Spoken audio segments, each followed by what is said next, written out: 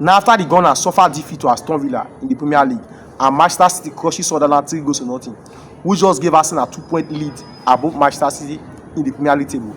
Now, let me ask, does Arsenal lose really change anything? Well, in my opinion, I don't really think it changes anything. Why? Because losing is part of the game, you understand? In football, you must understand that you don't win or you lose, you understand?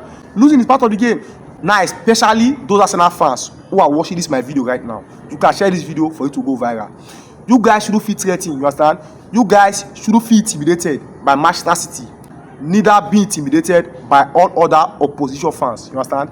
Because we all know that there are so many haters who doesn't really want Arsenal to win the Premier League, you understand? So many haters, they are not wishing Arsenal well.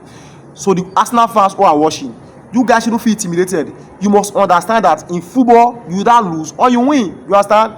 That's why there's always video, you understand? Every game has video. There's always camera, video in every game. So that after the game, each coaches can go and watch, you understand? Especially the teams who lost. They can go and watch, review it, especially the coaches, the players, watch, review, learn their mistake and improve on it in order to what? In order to win their next game. So the Gunners shouldn't feel threatened. That is football for you. Yeah, that's football for you. That lose or win. So I think that Arsenal fans, all the players, all the coach, Mikel Arteta, they shouldn't feel discouraged, you understand? That should they feel threatened. So instead, they should learn from their mistake, you understand? Evaluate, analyze the reasons why they lost to Aston Villa and adjust and improve in order to win their next game, you understand? That's football for you. In football, you don't win or lose. So you must be able to accept loss, you understand? And learn your mistake, improve, work on your team, you understand? Not to what? Not to lose your next game. So Arsenal shouldn't feel threatened. Neither should they feel discouraged. So the fact that just only 2 points separate Arsenal and Manchester City, Arsenal shouldn't feel threatened. Neither should they feel intimidated from the past. Because we all know that there have been scenarios in the past whereby Arsenal will be at the top of the table, the Manchester City will just come from nowhere. At the end of the day, they will steal the title in the hands of the Gunners. So Arsenal should learn from the past mistakes. You understand? Previous mistakes, games they lost, adjust, make amendments, you understand? Improve and win their next game. You understand? Maybe by the January transfer window, if they can be able to secure good signings alongside the players they already have and motivate themselves, it can be able to boost their what? It can be able to boost their title challenge. You understand? And secondly, Manchester City on the other hand now, if you look at the Manchester City very well, I don't really think that they are really that threat to Arsenal. You understand? Why am I saying so?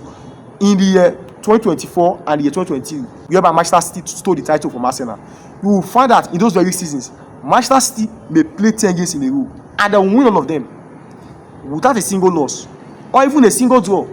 So you can see that those years whereby Manchester City were overtaking Arsenal, if you look at their form very well, they are maintaining a good winning trend.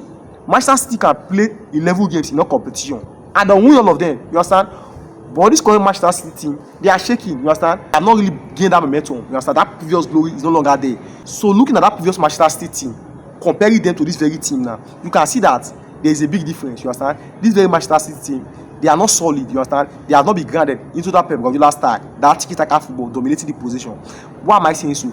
If you look at City's last 3 games, you understand, especially the game against Leeds, you will find that the game ended 3-2 in favor of Manchester City. And the game was tight, you understand? United, you also massive pressure on Manchester City, you understand? It was luckily in the 90 plus that Manchester City stole the show, you understand? And in the game against Fulham, after the Leeds United game, it ended 5-4. We also have Fulham imposed so much threat on Manchester City in that very game, you understand? The game that ended 5-4 in favor of City. The game was not really easy, you understand? But if you should compare the previous Man City to this very team, you will find that previously, if Manchester City are playing some of this underdog team in the Premier League, you will find that Pep Guardiola will dominate the possession, you understand? He will dominate the possession and he will still win with a good margin without being threatened, you understand?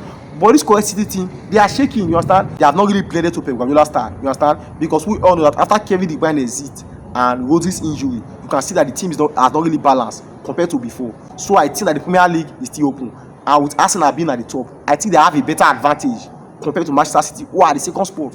So Arsenal fans, especially the coach Mikel Arteta and the players, they shouldn't feel intimidated, you understand? They should work on themselves, build their confidence, learn from their mistake and improve to win their next game. Yeah, that's my opinion. You can leave your opinion in the comment section.